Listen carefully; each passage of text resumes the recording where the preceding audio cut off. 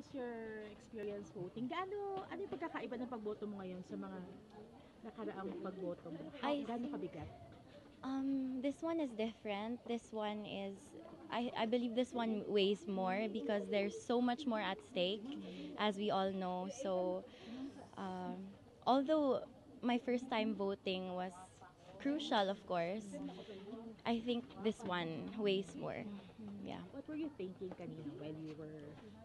Of course, I tried my best to remain level-headed and, of course, thoroughly check everything para walang mali.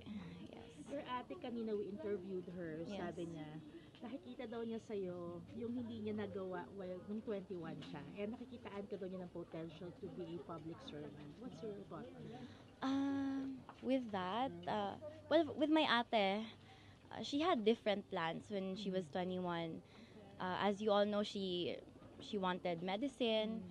With me naman, I have different things that I want, but we can never really tell, you know, with public service and anything. I'm young, I'm in college, I have a lot to learn. I'm set to know the ways of the world pa lang. So, for now, I think I'll just keep on heeding my parents' advice muna.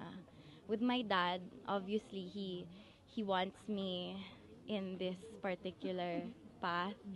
With my mom, it's different because of course she wants to protect me from, you know, all the mess that this brings. Last na, your message, no matter the outcome ng election, what's your message to our kababayan? So sa mga kababayan ko, maraming salamat, daghang salamat sa inyo. Your support, your love meant a lot to us. It means a lot to us. To my whole family and I, and it's not something that we will forget. And ayun, hindi lang kami present pag election. We are here all throughout. Yes. Thank you. Thank you.